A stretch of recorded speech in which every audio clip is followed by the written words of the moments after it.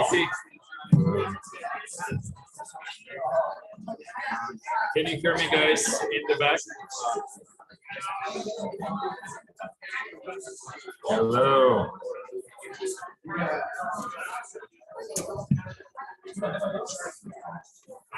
Okay, so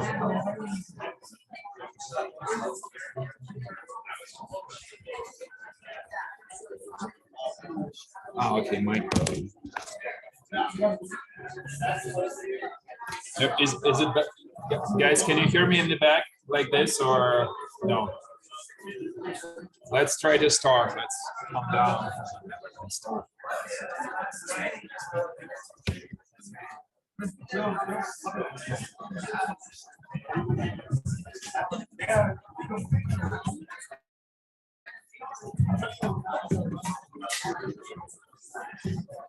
Yes, that's the best I can do in terms of my. Okay, so last time on Piazza, people were complaining that the mic is not powerful enough, and I agree with that. They don't provide me with they don't give me a good mic, so I'll have to go to the library and check it out. So I wasn't able to do that over the weekend. So, but let me go there. So is it super loud or is it okay right now? It's okay, but I will be moving around. So, and I started recording. So actually I forgot to start the recording last time, but I got saved by one of your classmates who recorded the lecture. So I will post it as well. But in general, if I suddenly forget to start the recording, please remind me. It's easy to forget because I have to do three things. Start the Zoom thing, slideshow, and then start recording. So, but I think I remember this time.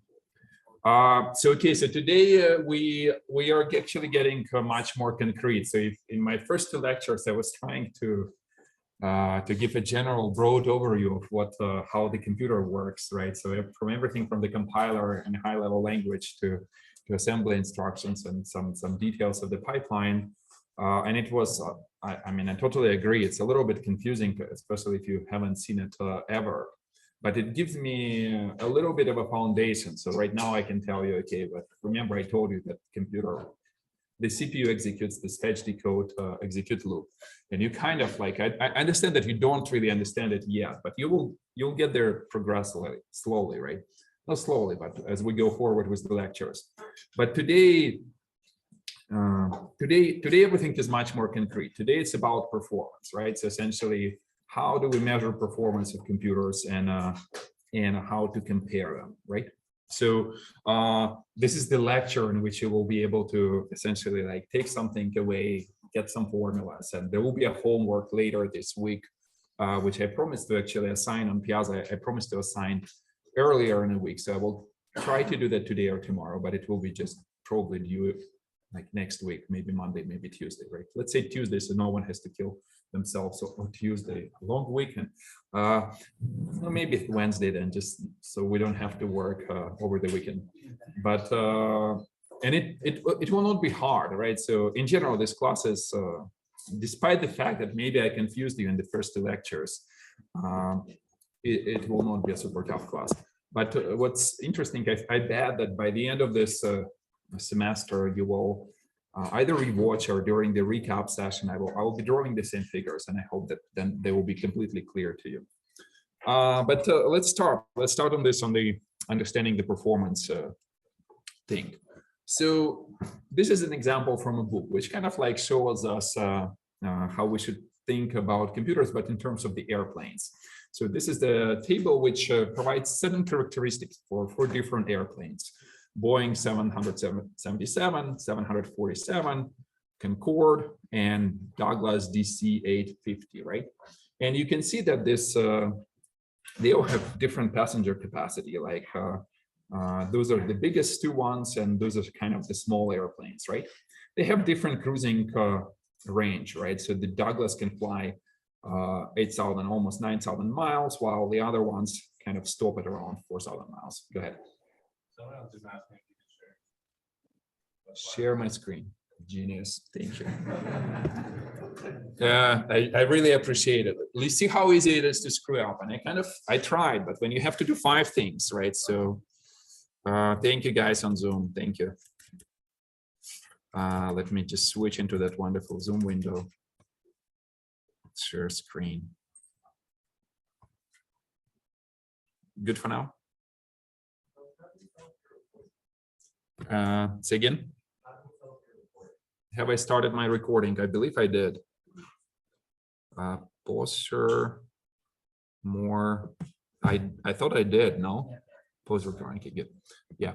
Oh, sorry. Yeah, but thank you for reminding me to share the screen.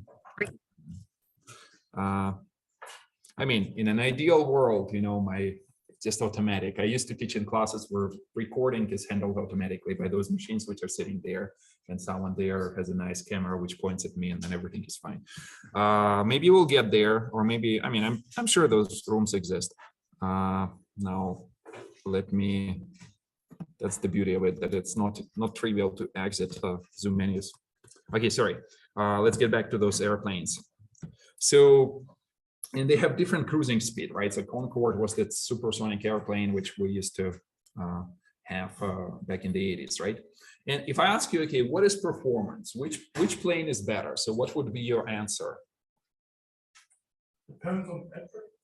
Depends on the metric, right? So suggest a couple of metrics. What do you think? Good. I feel like the speed would probably be like. Yeah, speed is a good metric. So this Concorde is flying really, really fast. And so if you care about getting from one place to another, you might choose this metric, right? However, as you see that this Concorde plane can only take 132 passengers, right? And sometimes you might be interested in moving just people from one place to another. And if you take this throughput metric over here, so the clear winner is this Boeing 747, right?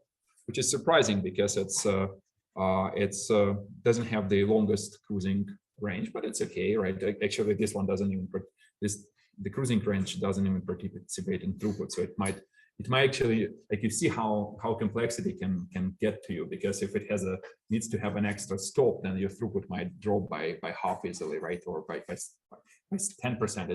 10%, because maybe your stop takes 10% of your cruising time, right? So, and this is tricky. So it's the same with computers. So you might be interested in finishing a single job very, very fast, right? Or you might be interested in throughput. You say that, you know, I have requests coming to my Facebook data center, and I'm servicing millions of users over the globe, right? And I say that, okay, I want to achieve for like 4 billion requests per second, right? And what is the speed here? So you say, as long as my latency of requests is less than maybe 30 or 60 milliseconds, users are not super annoyed. Maybe it's half a second, like, because if you see a lag in a web page, then you say, okay, look, I rather leave the website and I'll do something else, right? But you can see how it gets intricate, and look, all these details become somehow tangled together, and you should clearly understand what kind of performance you want, right? And you might be interested in a combination of all these metrics. So for example, you might say, I want to achieve throughput of 4 billion requests per second with a specific response time, and the 99th percentile is like under let's say half a second, right? And some percentage of requests might take longer, because it's not your data center will never be ideal, right? Because something might happen. Maybe the switch is rebooting, maybe the machine is down or something like that, right? And it happens on a daily basis. But you say that, okay, sure, it's as long as the 99th percentile is under half a second, I'm totally fine. I don't know if you understand the 99th percentile. Do you understand? Right. So okay, so that was told. So essentially, if your latency distribution will be somewhat like this, right? So, and you say that 90% of requests complete under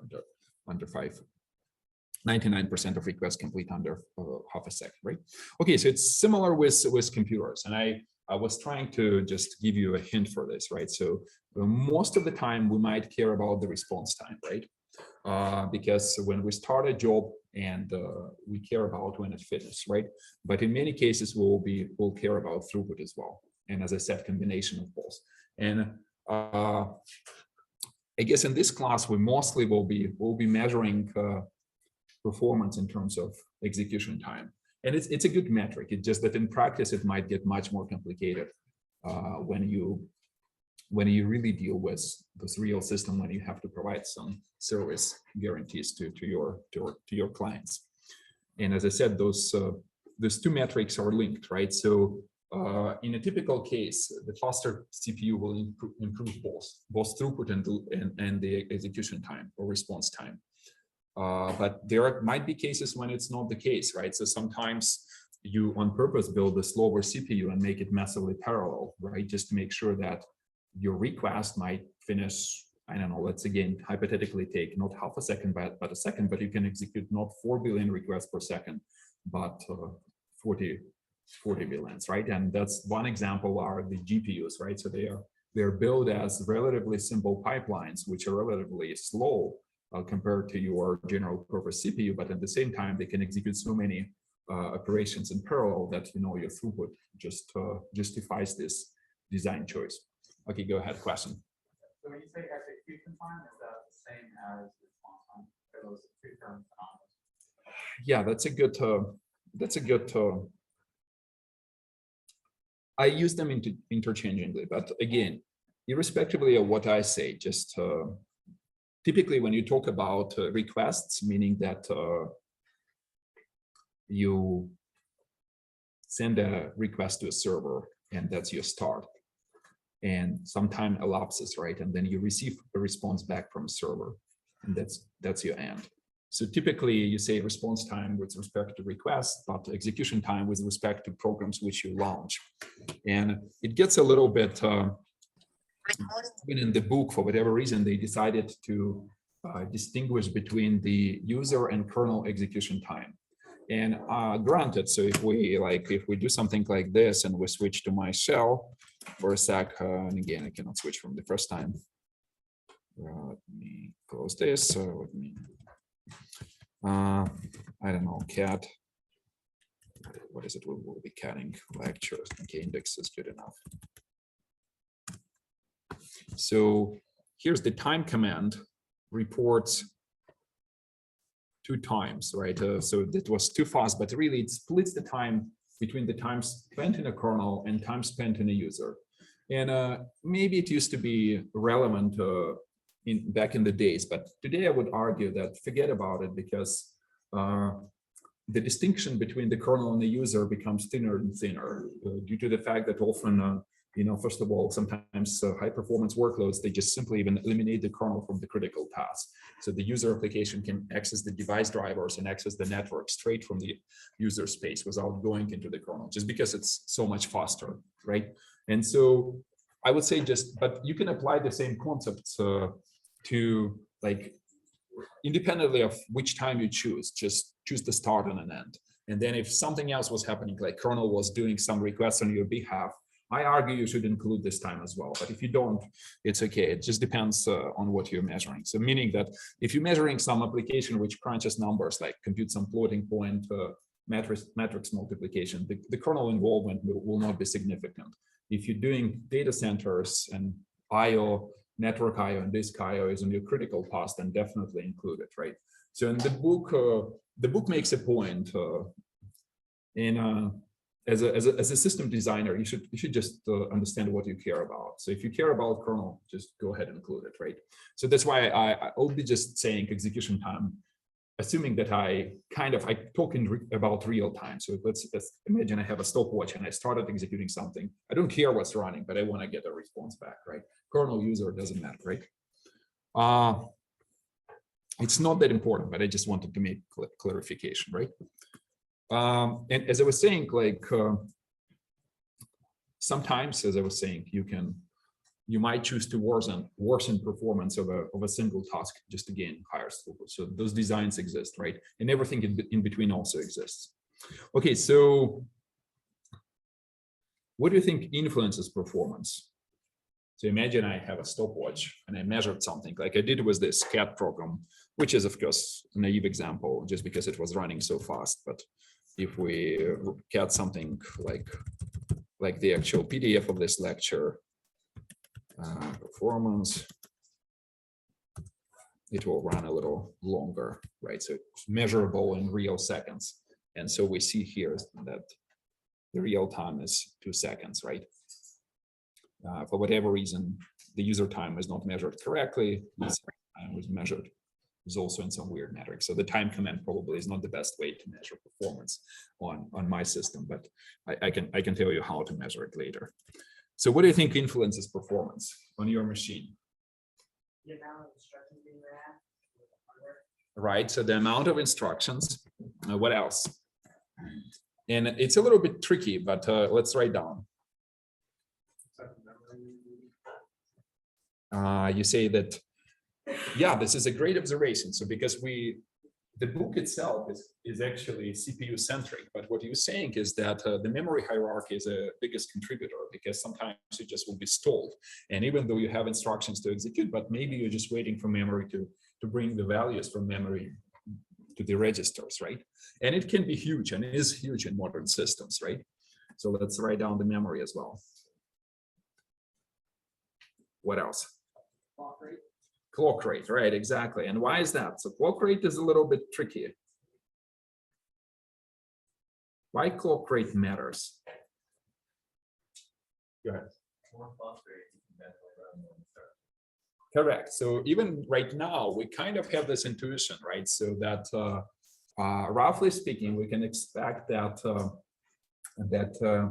a fast, like you execute some number of instructions per unit of clock, right? And let me go get here. No, I'll get to that later. So I guess half of the class or maybe majority of the class don't really understand the clock rate. So I'll get to that in 5 minutes, because I know that we all know the clock rates, right? And we kind of have this intuition that the faster the clock rate, the faster machine is, right? But we'll break it down a little bit later today. So let's take a look. For example, do the following changes in computer system increase throughput, decrease response time, or both? So for example, replacing the processor in computer with a faster version. Say again? Both? Yeah, I agree. Why both? It's actually, it's from a book, but it's a little bit obscure when you say faster. Faster is kind of like a magical word, right? So I'd rather say like with a higher CPU rate. Higher CPU rate sometimes makes you faster, right? Sometimes improves some performance, but maybe it will hurt your throughput, just because the realistic example is maybe to achieve a higher clock rate, you had to simplify your pipeline. What is pipeline? We'll get to that, but it's think of it as that instruction executes in a manner similar to how cars are assembled in a plant, right? So essentially, it's an assembly pipeline. At first, maybe you assemble whatever the chassis, and then you assemble the body on top of the chassis, and then you paint the car, and maybe in the last stage you upload firmware, which takes significant fraction of actually assembly pipeline, right? So it's the same with instructions. You start decoding instruction, and then in the next cycle you might do a register read, and then you execute it, and then you will do register write. So we'll get to pipeline, right? But you see that sometimes, in many cases, faster CPU, especially in this example, means that you will execute, you will both improve the response time, because you will be able to execute instructions faster, achieve the end of the program faster, and you will likely increase throughput if you have you will be executing multiple of those requests at the same time on multiple CPUs, or in the same CPU as well. And what about adding additional processors to a system? Meaning that, remember, I keep drawing, we started like when I was a kid, we had one CPU and that was it. And now you're running something like a 4 CPU system with 2 parallel execution thread on each core, right? On every laptop virtually, which we have, and the phones are often come with even more cores. So what do you think, how it will affect this? Just throughput. It will affect just throughput. In many cases, right. So it will affect just throughput, because the cores, imagine the core is the same. So this is the same organization, whatever. It's maybe Intel C whatever core i7 or whatever is the current generation, and it's the same in both cases. So you do not expect that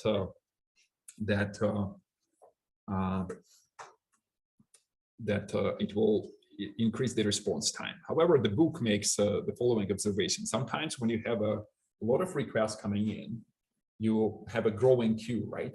And then your response time, and it's realistic in a server, right? Your response time is from the time you submitted the request until you get it back, right? But if you spend a lot of time in the queue, then your response time is growing, right? And it's a real thing in data centers. That's why if you bring more processors, you increase the throughput, right? You can execute, you can go through the queue faster, and then your waiting time in the queue decreases, right? And so this way your total response time can also decrease, right? In this, like in one of those examples. Do you agree with this? Good. Okay, so a faithful metric for measuring performance is really execution time. And as I was saying, those Unix commands, they distinguish between kernel and user execution time. And maybe sometime when you request, you can also say, okay, what if shall I count request time which my request spends in the network, right? Because it can be significant depending on what's going on and how far your requests are traveling, right?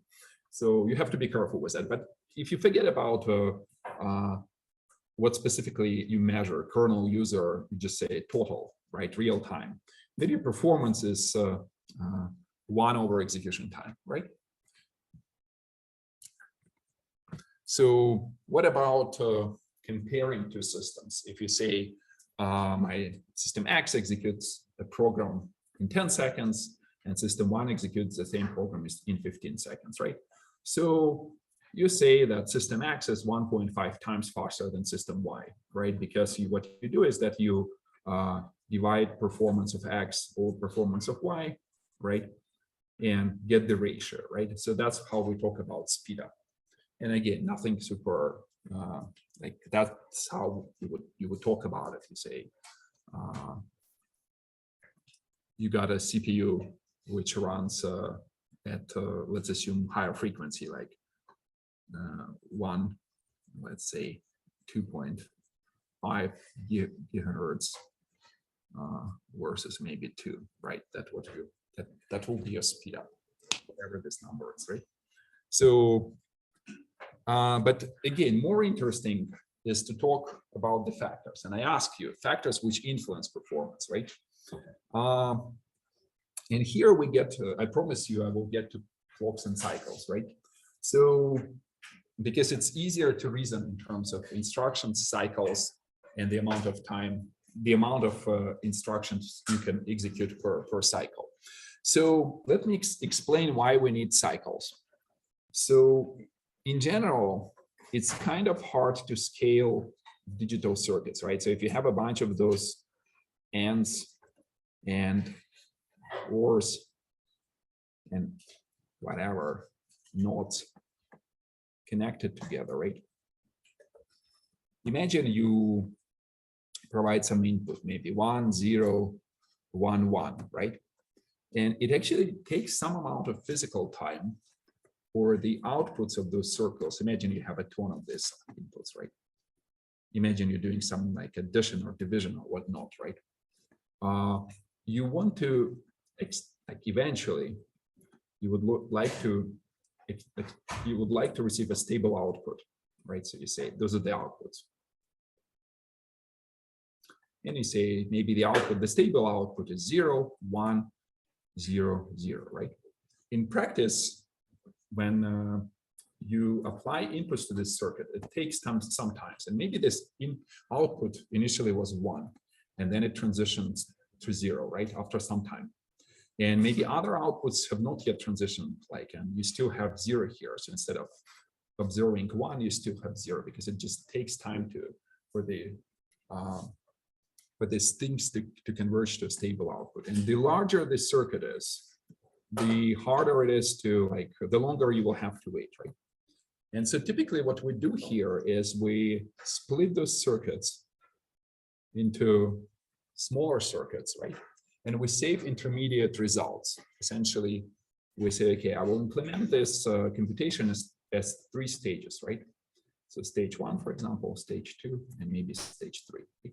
And in between each stage, I will design a specific bit of digital circuitry, which essentially save the intermediate output, right? And it only will be saving this output, since remember that here we'll still have some digital circuits here in between, right? And those outputs which arrive here, they will be changing over time, right? But if you say that I will be applying a specific signal, like in the shape of high and low signal, I say that it's possible to design the circuit in such a manner that the save happens only here and here. For example, when you transition from low to high, right? So essentially, whatever the inputs are here, you save them and they remain constant for the duration of the cycle, right? And this transition from low to high, essentially this period of time is called a cycle, right? So it's easier to scale circuits this way, meaning that you always at the beginning of the cycle, those inputs are stable for this stage 2, and then remain the same for the duration of the entire cycle. That's why we typically, everything what you will see will have this waveform, which is provided by the clock, right? So that's why we say, okay, look, if my instruction, you can compute instruction in one giant digital circuit, right? But typically you will have to wait longer, and it will take you maybe 3 units of time. Maybe it's 1 nanosecond here, 1 nanosecond here, 1 nanosecond here, and a total of it will be 3 nanoseconds. And 3 nanoseconds you will receive the output, roughly speaking, right? But here we say, look, I will be executing instructions in 3 different stages, and each stage lasts 1 nanosecond, right? And this is kind of the introduction to pipelining. So essentially, imagine if you build cars and you say, wow, while one instruction is still, okay, let me just erase everything here on the slide. Imagine this is instruction number 1. And again, let's think about instructions in terms of cars. And this is units of time.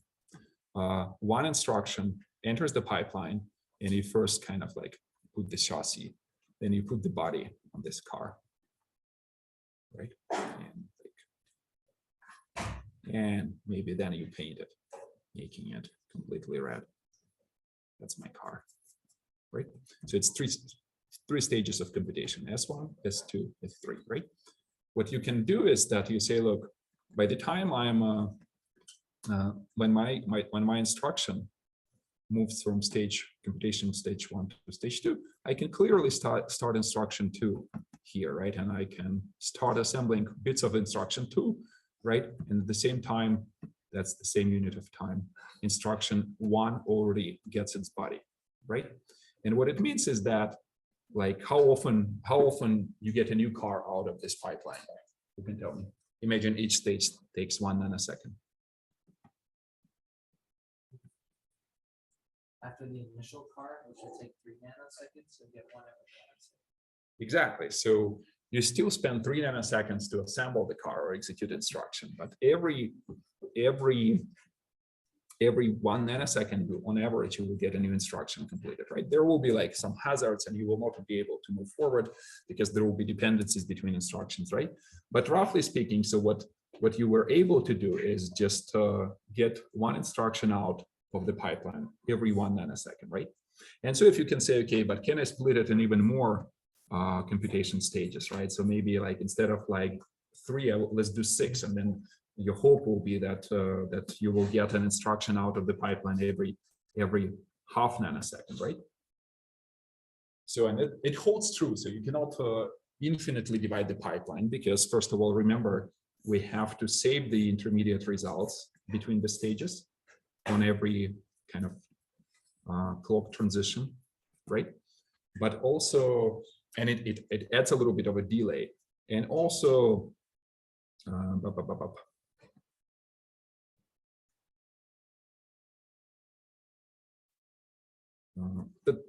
let's assume this is the main reason why you can't like divide infinitely. Just sometimes you can't do it, like, because at some point the the overhead of saving intermediate results will be dominating your computation. You can't really go lower, right? But overall, you got the point. So that cycles are used to save intermediate results between computations, right? And the next stage of your pipeline or the next stage of your CPU organization will be using those results in between. Maybe not the best introduction to cycles. Okay, like tell me, are there any questions about it? Go ahead.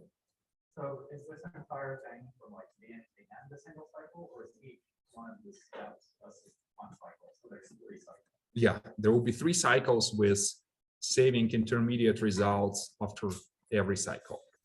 And is the saving step considered part of the cycle, or is it? It's part of the cycle. So because you will pay like some number of picoseconds to save. So the cycle consists of executing an instruction, saving the intermediate. Correct. Just like the cycle length is literally like the period of time between these 2 waveforms, right? And most of the time you will be able to compute something, and then at the end you will save.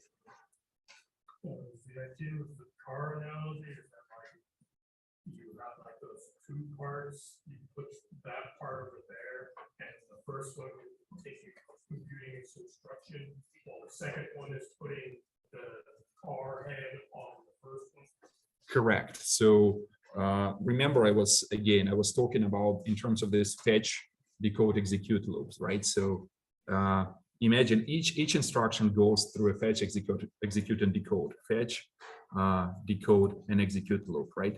But in a stable, so this is like the moment of time. So then the second instruction starts with a fetch while the first one already executes decode, right?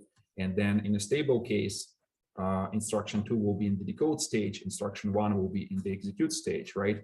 But instruction 3, which barely enters the pipeline, will be in the fetch stage, right? So and that's how the snapshot of time will look on your CPU and your pipeline, similar to car assembly pipeline, right? Okay, so we kind of got the thing with cycles, and it is intuitive with cars actually. Like in a car analogy, you say, look, hold on, like I can do the same with cars, right? But physically, again, there will be some moving. It's kind of between stages. That's why you cannot divide infinitely, right? But I don't know how many stages are there in the car pipelines, but you can imagine there will be like 1,000 of them at least, right? The same with instructions. Okay, and this idea of reasoning about CPU performance in terms of cycles, instructions, and the amount of instructions you can execute per cycle allows you to like kind of to give you an in-depth view and into the performance of the CPU, and also reason in terms of what needs to be changed to make sure that the CPU becomes faster, right? And that leads us to this CPU performance equation. So you can first write that CPU execution time is the amount of clock cycles you need to spend to execute a program, right?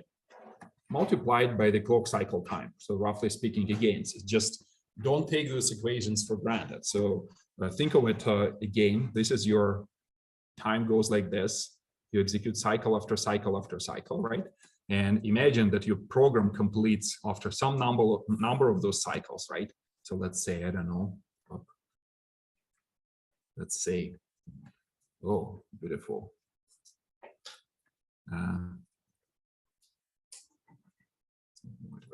So let's assume like something like 1.5 million cycles, right? And if you multiply by the length of the cycle, let's say multiply by the 2 nanoseconds, you will get the total number of time which is required to execute the program, right?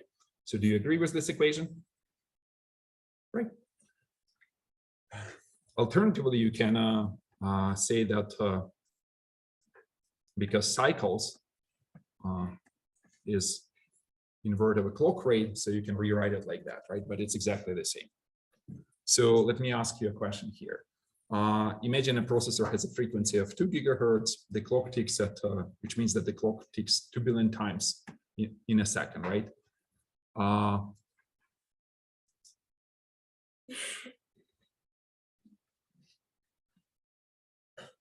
And okay, that's not yet a question. That's an intuition. So imagine that's a realistic CPU, which I'm running, for example, this one, right? So we have a clock rate of 2 gigahertz, which means that we're executing that in 1 second, I will have 2 billion ticks, right? And more or less, in a realistic workload, I expect that and one instruction execute every cycle, maybe 1.2 instructions, right? Right. So if you start thinking about how long it takes to execute, if the program's for 10 seconds, right? How many clock cycles did it run for? Who can answer this question? So again, those are my cycles here.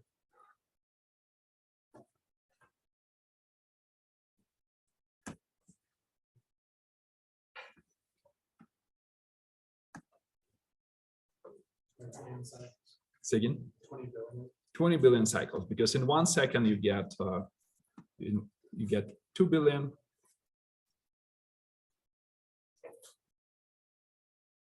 In obviously in 10 seconds you get 20 billion. Okay, if I ask you a simple question, which is kind of useful. So how many instructions my processor will be able to execute in this period of time? Imagining that I will execute one instruction every cycle.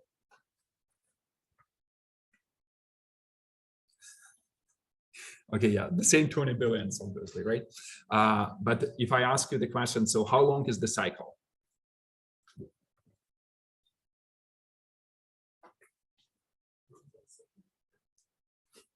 You asked how long the cycle is, 10 seconds? No. We run for 10 cycles. It's a different question. How long is this cycle? Not 0.5 picoseconds, 0.5 nanoseconds. Yeah, so 500 picoseconds, right? So one cycle is 0.5 nanosecond, right? So which means that in 1 second, how many instructions do I execute?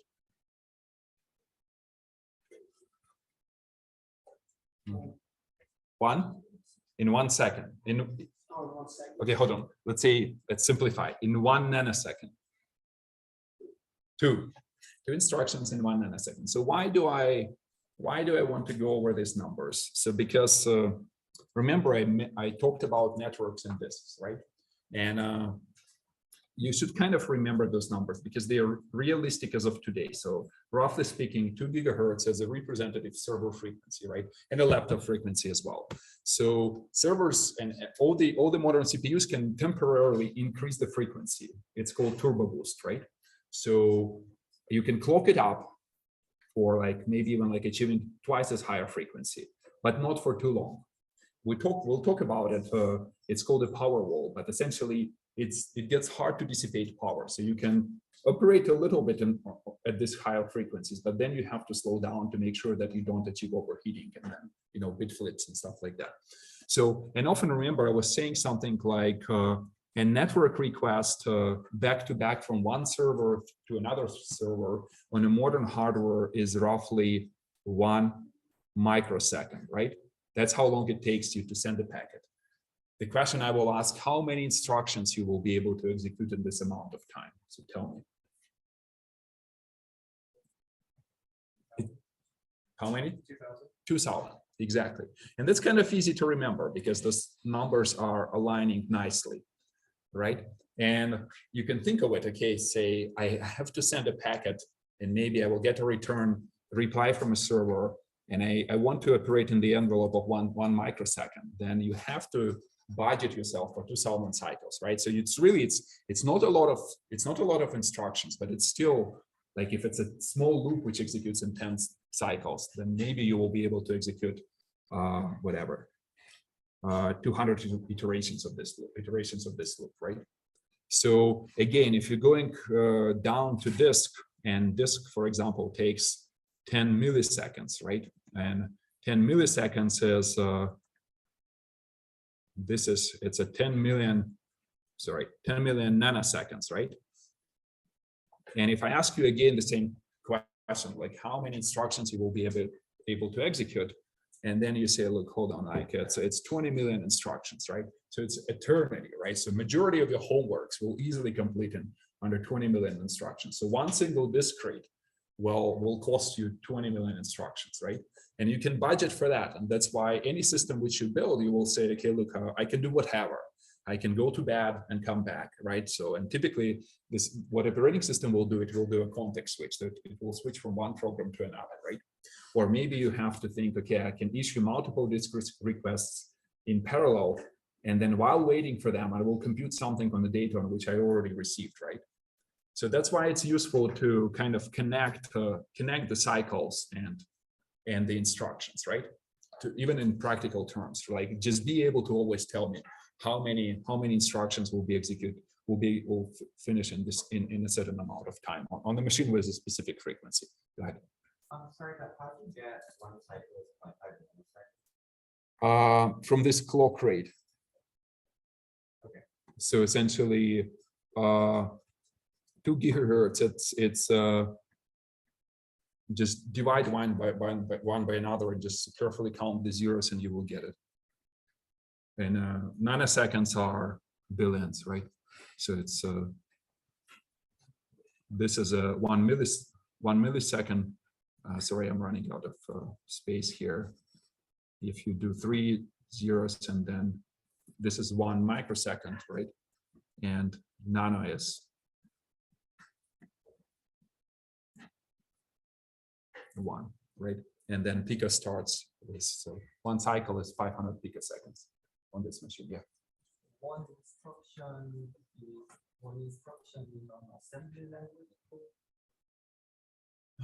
That's a good question, and I get a lot of comments on Piazza, so I should not get off focus.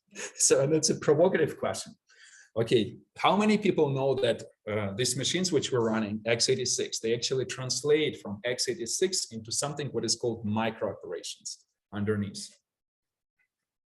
One, maybe a couple. So yes, so it's kind of funny, and it's kind of maybe unrelated to the very core of the class, but the reality is that x86 internally is a RISC architecture, and RISC is what we're covering in this class using an example of a MIPS machine, right? But on the surface, it actually exposes a CISC instruction set. RISC stands for reduced instruction set, and CISC stands for complex instruction set, right?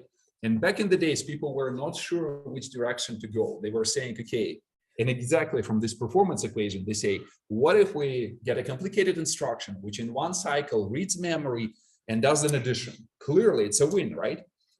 Because you say, well, in one cycle, I get something what normally on a RISC machine would require several instructions. Load something in memory, do the addition, and maybe even save something like in a register, right? So at least it's 1 versus 2 instructions. But the problem arises that it turned out that it's much easier to optimize simpler pipelines. And that's why this conversion. So the pipeline of the x86 of x86 is actually a RISC pipeline. Just because over the years, the designers, architects understood that, you can achieve higher frequency on those simpler pipelines. You can do specific algorithmic optimizations like eliminating dependencies between instructions, predicting outcomes of branches and stuff like that, right? And it's easier. And that's why everything what we run today is essentially RISC. But x86 does a translation internally, right? So if you have your x86 assembly, coming back to your question, then it's maybe 1 instruction in your assembly language, but maybe it's 3 instructions in your micro ops, which are executed on your RISC core on x86. And it's not uncommon to do these translations these days. Okay, but good question. Any other?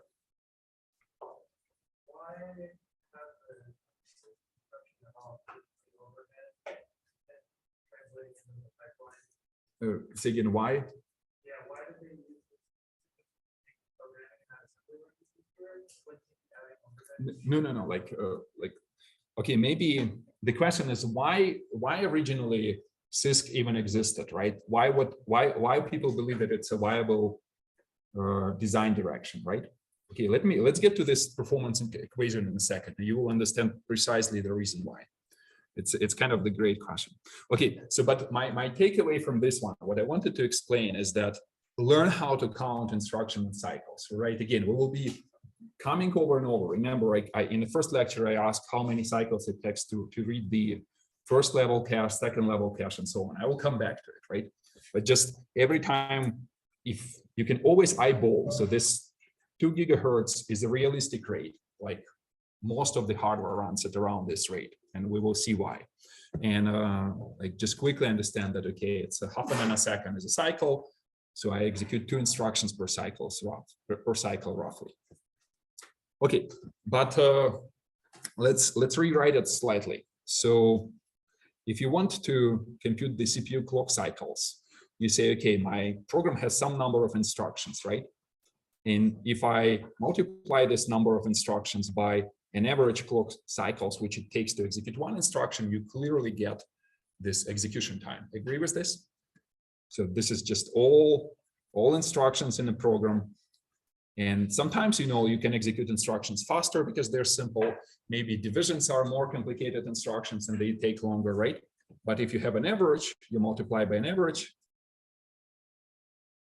you get the total CPU clock cycles, right? Agree with this? And this average is typically called CPI, cycles per instructions. That's like you just run a program, profile it, and say, okay, on average, I spent on this machine spent so many cycles per instructions, right? Then again, so if you say, if this was our equation on the previous slide, right?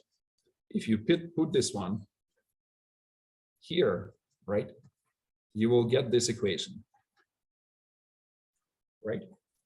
And this is called a classic performance equation because it has 3 components. So instructions for a program, which come from here, they're sitting here. So that's the number of instructions you have to execute, right? Remember my response time from start to end. That's how many instructions you will execute. Average number of cycles which you spend executing one instruction. Again, it can vary greatly, but let's assume we're talking about average. And the clock cycle time, right? I didn't do any magic, so I just was substituting in one equation things which were defined differently, right? But what happened here? Okay, let me take a question. How would you find the clock cycle time? What's the Clock cycle time from the architects, they typically specify it because when you build the digital circuit, it gets complicated. I don't know the details myself, but essentially, remember I was drawing this large digital circuits. You can only fit so much computation in a unit of time because it has a physical delay, propagation delay. And they have like complex tools to compute how much computation you can do.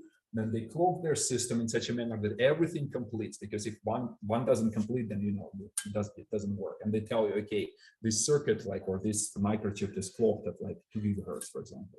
Yeah, okay, that's cool. How would you find On paper? Yeah. From the specs, typically. From just like the process. Right. No, again, like typically modern CPUs, they operate under constantly changing frequency, right? Because it helps you to save power. You probably have seen it a lot when you, I can show you here, just again, sorry for I should stay cat proc CPU info grab. Okay, let's just see how it shows it to me. So, and then megahertz. Okay, oops. So I'm just grabbing the frequency. I'm just showing the frequency of all of my CPUs. You see, it's slightly different, right? And if right now, because the Zoom is running, so everything is so loaded that you will not see a lot of deviation from the frequency. But even here, you see that it dropped a little bit to 2.2. Went up to 2.6, right? So your CPU, which you're running, there is enough control embedded in that it constantly tries to optimize the envelope of computation, right? Sometimes a turbo boost goes up to maybe 3. I don't know what my turbo boost frequency, and sometimes it goes down to 800 when everything is idle, right? And it helps you to save energy, especially on your mobile devices where the energy is precious because, okay, you have to stretch it for as long as you can. Go ahead. So if you increase the clock speed of a CPU that's not meant to, then you might, so your clock might move forward a cycle before an instruction finishes. Is that the risk? No, the risk, yeah, that's the risk when you will be doing extreme changes in frequency, then you might arrive to incorrect computations. But I believe that more often you will just overheat, and due to thermal issues, you will get again different results, and maybe even like damage your CPU again extremely. That's why cooling is possible, right? And you can do like liquid cooling, but it's just expensive. So back to your question. So how do we measure the frequency?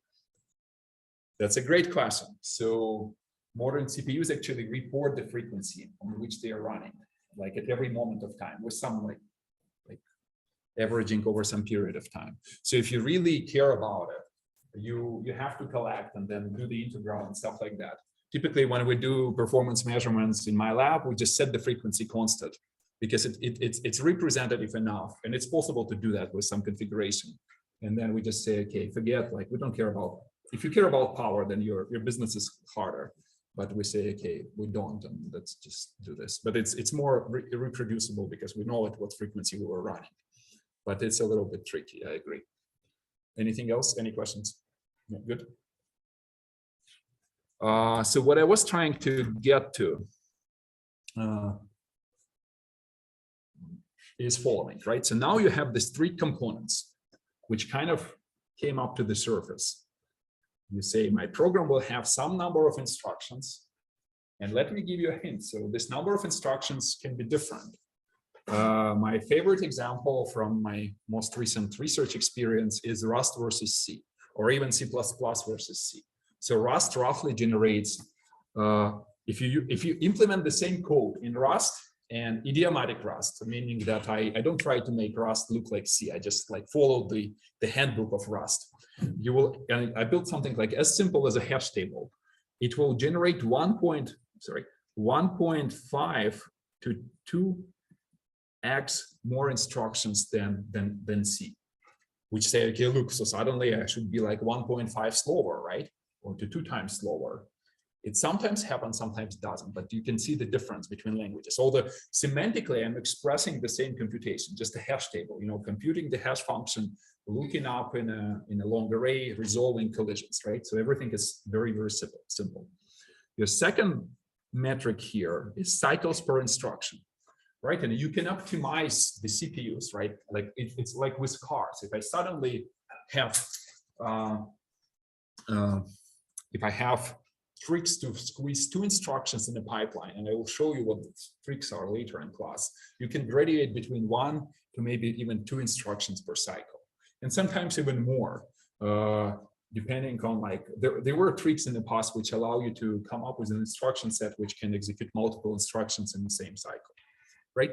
And finally, your third component of this performance is your clock cycle time. So essentially, you intuitively say, like, the higher the frequency is, the faster we go, right? And so this is why it's like this equation is useful in practice, because you say, look, if I want to compare multiple machines, and maybe your instruction count, because your compiler is the same and the CPI is the same, because these architectures are close, then maybe just the difference in clock cycle times will give me a speed up, right?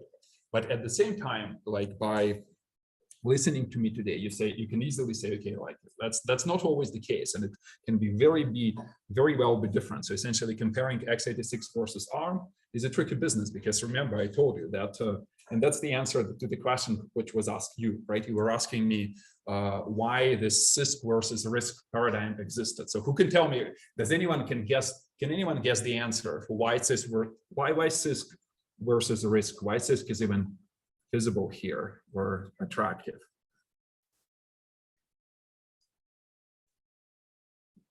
Well, if you're doing a program that only does really uses 1 or 2 instructions, then if you really want them to go fast, like for machine learning stuff, really need like multiply accumulate, so we want that to go really fast instead of doing it 3 different instructions, you can do it in 1.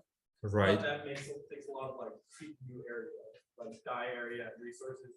Right. No, I think you're correct, although you're answering the question in terms of ML applications, machine learning versus CISC versus RISC, right?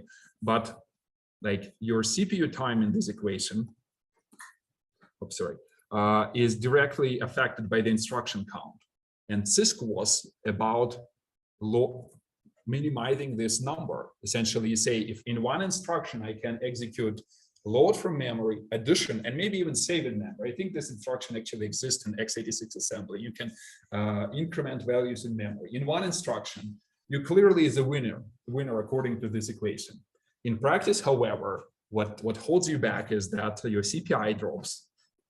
Either you cannot execute this instruction in single cycle, or you have to budget for a slower clock, just because memory is far away. Okay, memory is actually in most practical cases is not as far away as you might think, right? And we will talk more about it, but typically because of the caching technologies and stuff and predicting and reusing the same values over and over, typically your access to memory takes 2 to 3 cycles. It's still a lot, it's not 1 cycle, because we wanted to load from memory, do the addition and store back in memory, right? But it takes 2 cycles to load from memory, 1 cycle to do the addition, and 3 cycles, let's say, to save back in memory. So we're at 6 cycles, right?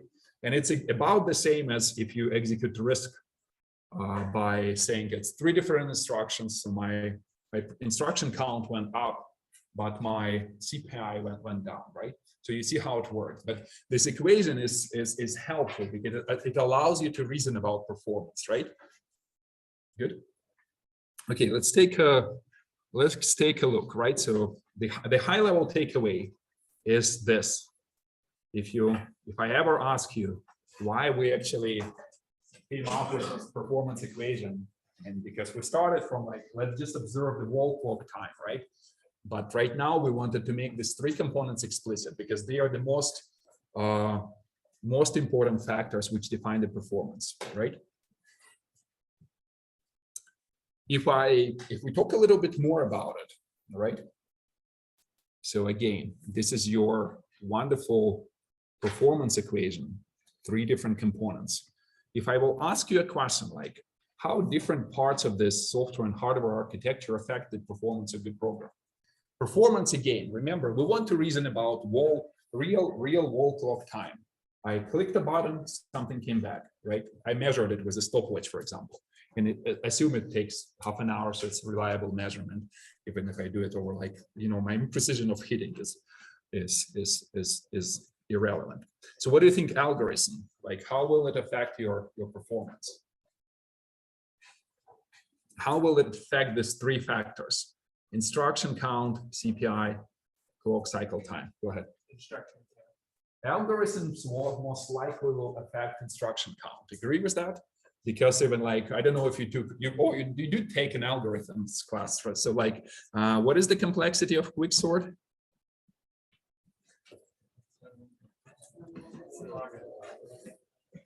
And multiplied by log n, right? Good job. So some people are ready for the interviews. I mean, like you may think, like again, why he is like so boring? Again, ask this question. In practice, I had to design an algorithm or build a system in which I had to use it's called an oblivious sorting algorithm, which is called, what is it actually called? I forgot. Like a network-based sort of Bytonic sort. Does anyone know Bytonic? Bytonic like operates irrespective of the input. It will always do the same operations and will still sort. And that's why it's oblivious, because by observing the algorithm, you cannot really judge what the input was. It always behaves the same. But the complexity, unfortunately, was n log square n. And this log square n, like you say, okay, who cares? In reality, it hits you because on my numbers, I think it was like if we like put specific n's, it was kind of like 10 to 20 times slower compared to quicksort. Like that's it, like just changing the algorithm, just for security purposes, I have to use Bytonic just to make it oblivious, but I'm 20 times slower. Okay, the beauty of Bytonic is that you can parallelize it and you can run it on 10 or whatever, how many cores you have. If you have 20 cores, you can kind of come out even with respect to Quicksort, because the throughput is like, if it's parallelization, it still run like 20 times faster, right? You can also parallelize Quicksort, but it's not as, does not reflect the parallelization as good as Bytonic. So at some point there's a diminishing return and it doesn't run like 40 times faster, will only run like 25, right? So the complexity is important, right? Algorithmic complexity. So I would say always go for algorithms first, and that's why you are in those algorithmic classes, right? Surprisingly, algorithms can also affect CPI. So average number of cycles which are required to compute a single instruction. So why do you think it's the case? Your points memory a lot, then that's going to take longer than if you just like adding.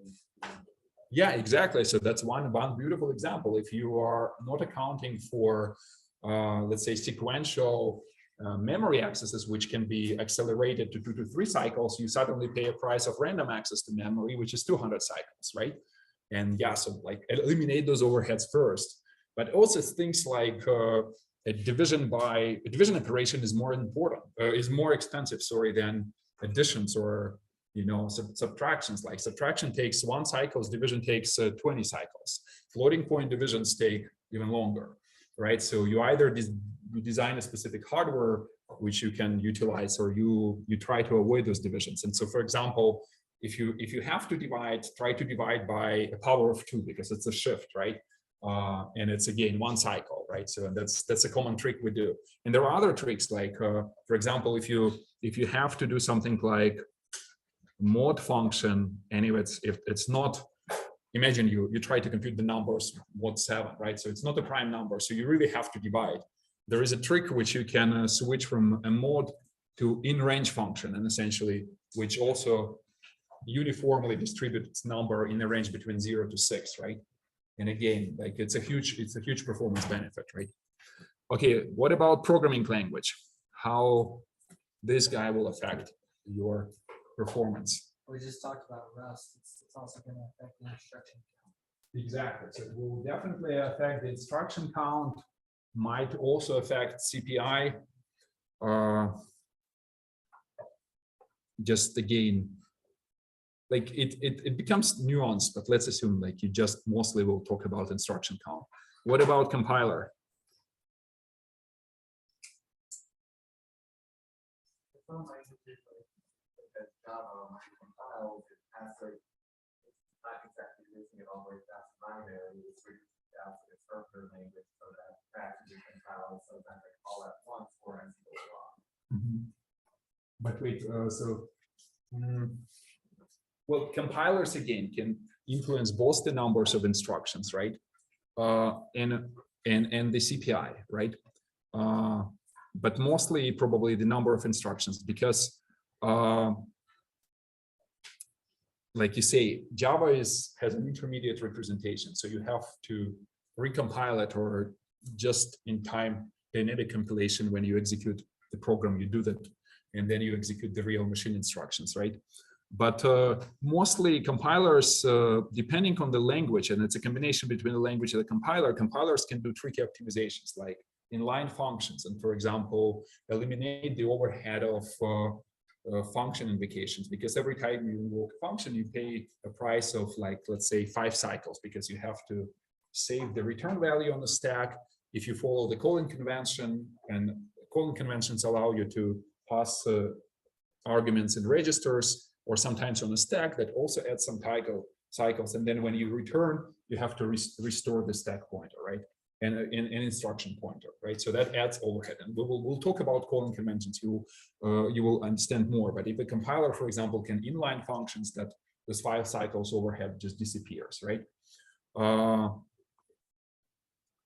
Compilers can do like a lot of tricky stuff as well, like up to even the point when you rearrange instructions, and specific orders of instructions might execute a little bit faster because of a better CPI, right? Just because you have some limited number of execution units, and if you can load them at on average at higher average, that's better than just loading just one execution unit and then suddenly requiring 8, right? So you might reorder them to make sure that you always have like 4 or 6 execution units on average, right? So what about instruction set architecture?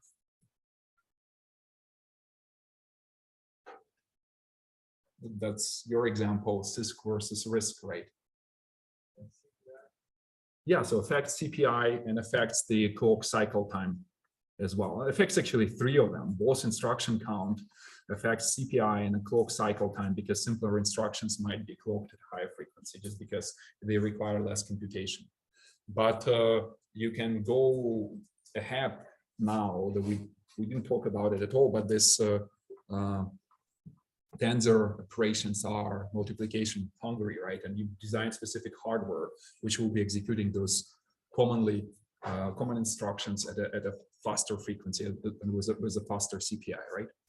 So, but that's like just a kind of a window in how we talk about performance and how it can change depending on these 3 factors or even more factors, because this model is a little bit simplified. Obviously, there is a lot going on there, and it's in practice the good answer is always the wall clock time. But if you often you're required to, like, the end goal is to minimize the wall clock time, but really, like, when you design a CPU, you have to make decisions saying, okay, what is my instruction set, what frequency are we going to be targeting, right, and stuff like that.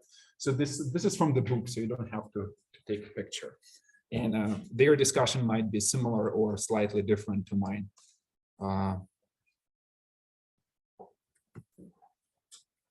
Okay, but since we kind of now understand how we talk about performance, the question is again, remember those planes which I brought up in the very beginning. Imagine someone tries to sell you a plane, right? And you say, okay, but how can I compare between 2 different planes or between 2 different architectures, right? Maybe ARM versus x86, right? In the end, the answer is a wall clock time. But that's a little bit tricky. Why is it tricky? Because wall clock time, you can kind of measure post factum. But what if you don't really have the workload yet? Maybe you say, I'm going to buy a CPU and will develop my stuff, my data center over the next year, right? The question, like, shall I buy x86 or ARM? So how will you answer this question? How to make a prediction? Go ahead. You pick whatever benchmark seems likely to be close to your workload, like whatever, you can look at, say, I know my workload is going to be primarily this. I would use similar workloads, work on ARM versus x86. Right. That's kind of a correct answer. And again, I apologize. So what time do we finish? 12?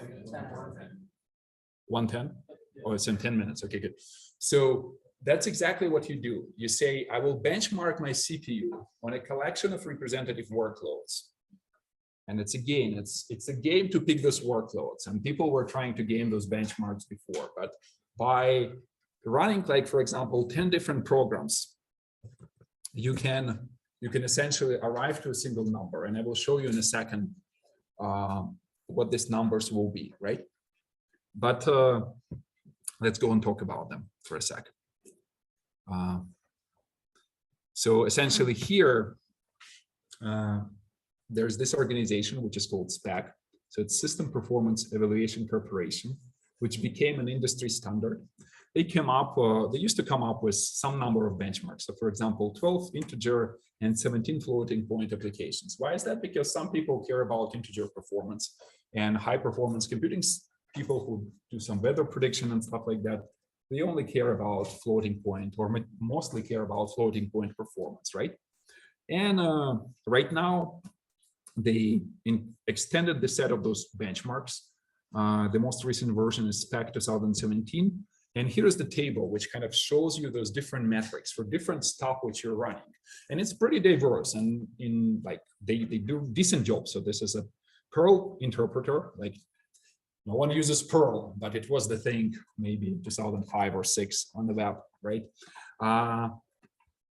bzip compression algorithm, the GCC compiler itself, combinatorial optimization algorithms, game of Go, which is representative for some subset of AI workloads, right? Searching in the gene sequence, right? Chess game, again, a little bit of AI. Quantum computer simulation, so most likely floating point. Video compression, Fourier transformation, probably can be floating point or integer. Discrete event simulation library, don't even know what it is. Something about games. XML parsing, again, was representative in many workloads. Today it's called JSON, right? But it's the same. Geometric mean, sorry, that's the total. And they will have a radically different numbers here. So CPI for Perl is 0.6. CPI for C compiler is 1.2. Combinatorial optimization 2.6, right? So it's kind of wildly different, right? And if you say like, I cannot, that's the reason why you can't take just one program and claim specific performance out of it, right? You need to take a collection of this, right? And then just say, this is representative. And if you agree with this, if your workload kind of fits in it, then you follow the guidelines. If you say, well, I'm strictly speaking, we'll be just running servers, and maybe my workload is only Perl and XML, then that's the two numbers you should go with. And you should, what they do here is they compare the performance to the performance of a reference machine, which is some prehistoric machine, which used to take, for example, 9,770 cycles or seconds, sorry, to execute this workload, and yours finishes in 5.8. They compute the ratio, dividing one by another. Remember the speed up, which I mentioned in the beginning. And for all these ratios, they compute a geometric mean, right? Geometric mean is essentially this formula. So radio of execution times multiplied together, and then the square, and then the root of n out of it, right? Will this be on the test? Yeah, but it's open book, remember? So you only have to bring your brain. I will never, I will not ask you to memorize formulas, but in order to solve the questions, you will have to be able to think about them straightforward manner. So if you know how to think about them, it will be easy. That's simple. So the big is not sigma. Pi, or I don't know even how to say it in English. It's it's multiplication of p of I from 1 to n of AI is a1 multiplied by a2 multiplied by so on up to an. It's okay, good. So, but it allows you to come, if you say, I believe that this workload is representative, it's not cheating, then you will get this number on one CPU, and you will get another number, for example, on ARM, and you can compare them as two different numbers, right? Hold on, are we running late? Everyone slow start. Actually, I actually skipped a couple of slides. Let me come back. Right.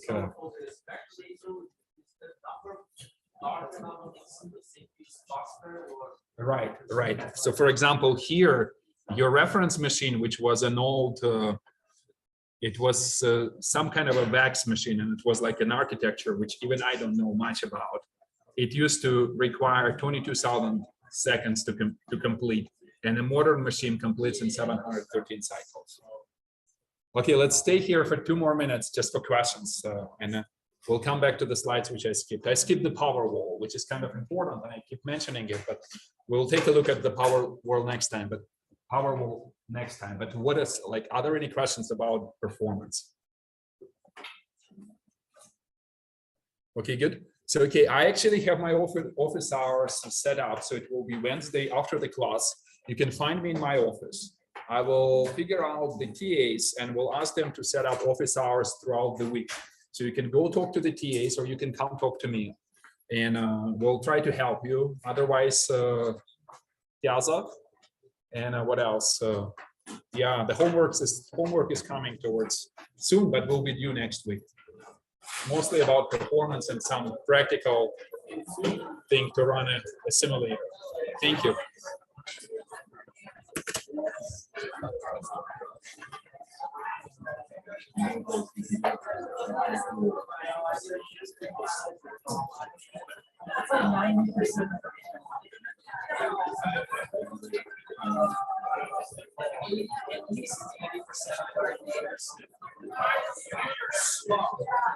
So I just